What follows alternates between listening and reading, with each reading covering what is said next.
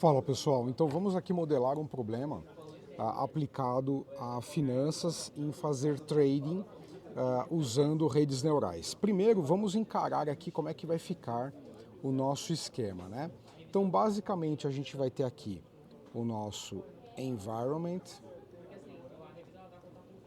Eita, ficou escrito tudo aqui. Environment. Temos aqui o nosso ambiente. Esse ambiente ele vai se conectar com a nossa rede neural.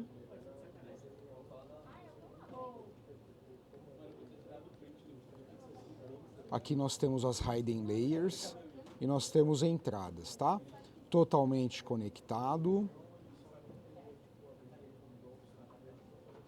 Enfim, totalmente conectado.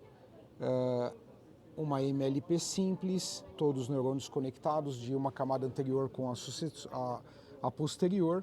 Aqui nós temos as saídas e o que a gente vai ter aqui? Que a ação a ser tomada, ela vai ser tomada sobre nosso ambiente, né? A ação a ser tomada. E do ambiente nós teremos aqui, fazendo igualzinho o esquema que eu tinha preparado anteriormente, a nossa recompensa, né? O nosso Rzinho. Bem como a transição de estado. O nosso S-state. Então o que acontece aqui, né, para a gente entender esse ciclo?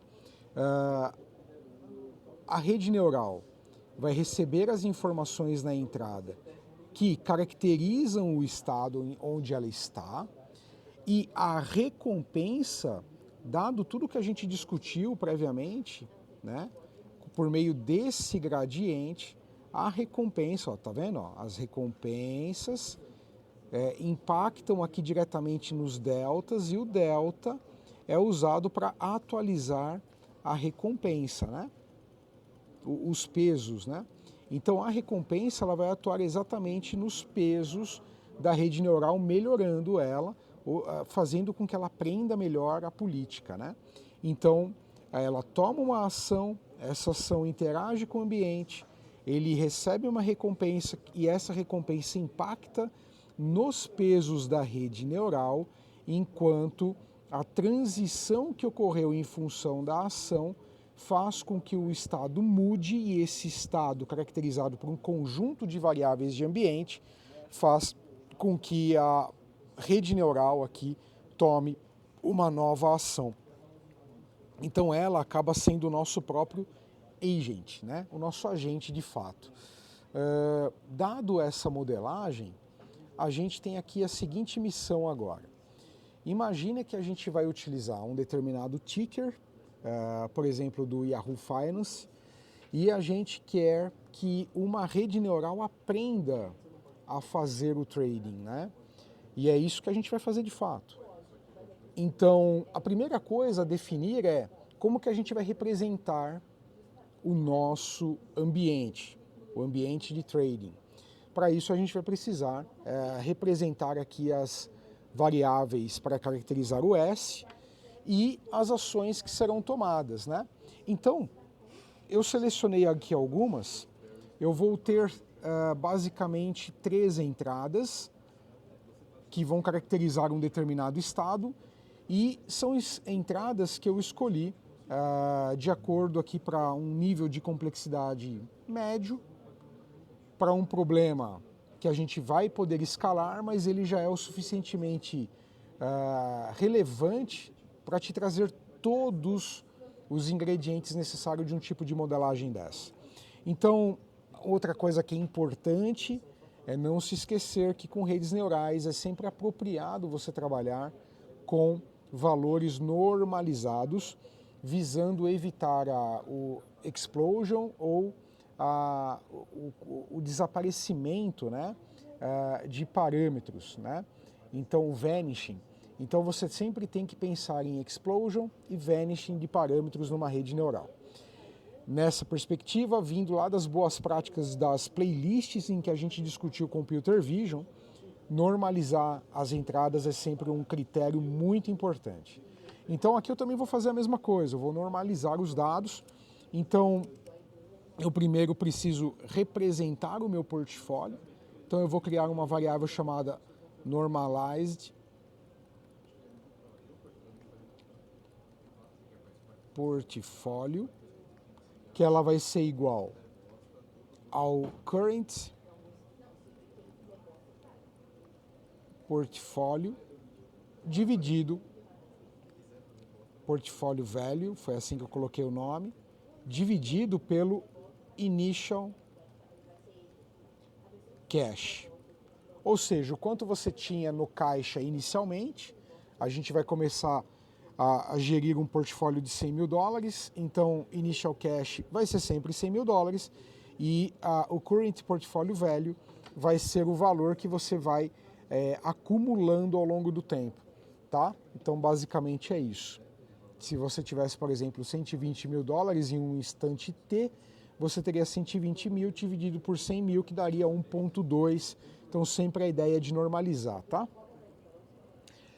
É muito difícil você trabalhar com uma realidade onde dentro de um período típico de um ano, você vai ter um ganho de maior do que vezes 10, né?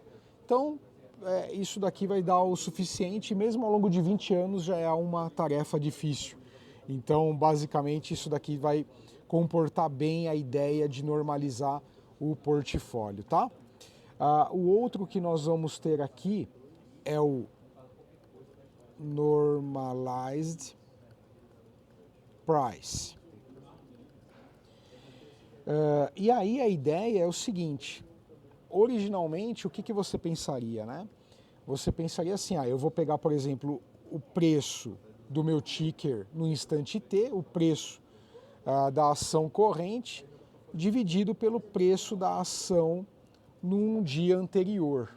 Né? Então imagina que você tem ali Microsoft, Amazon, Nvidia, Ambev, Petro, seja lá qual for.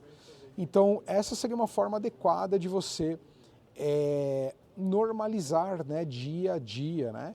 Então aqui se a ação custava R$10 e aqui ela passou a custar 11, você teria um normalized price de 1,1. Entretanto, conforme a gente olha na história das ações, alguma notícia, algum feito, alguma publicação, às vezes pode fazer com que esse valor exploda.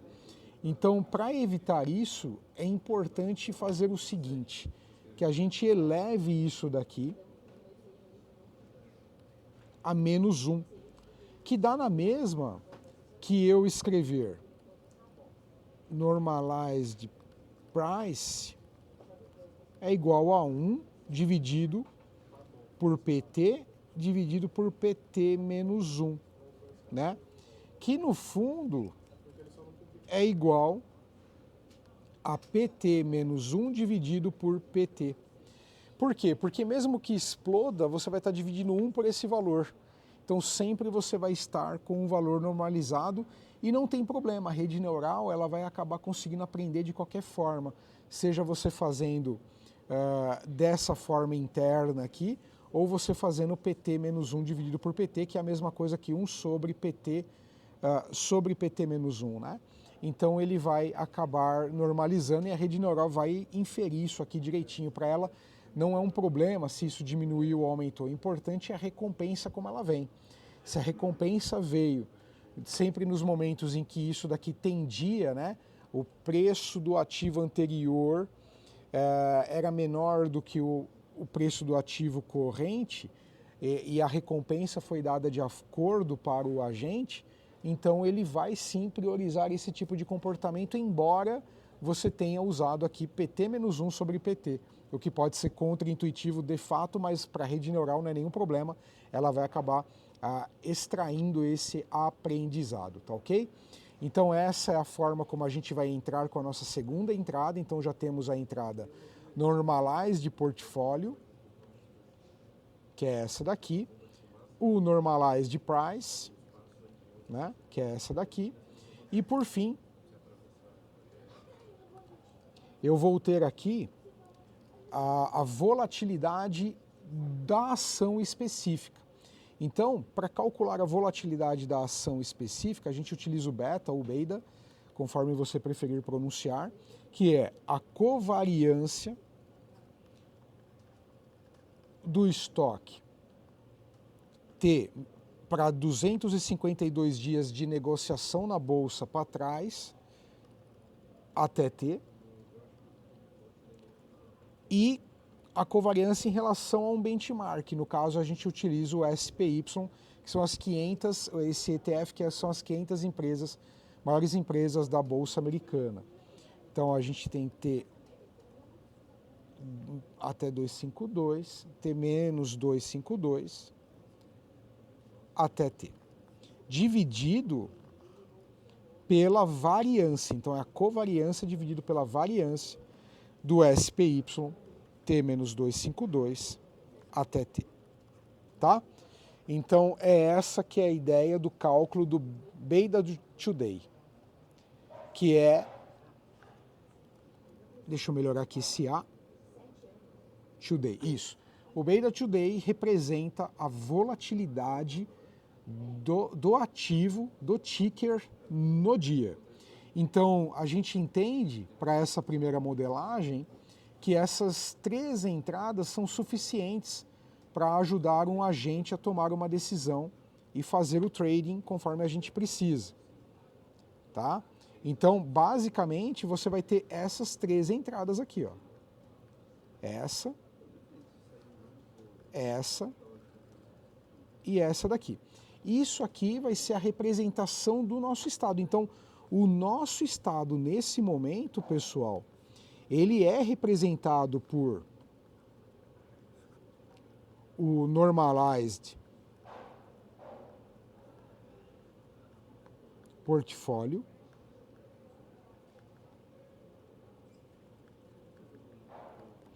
pelo normalized price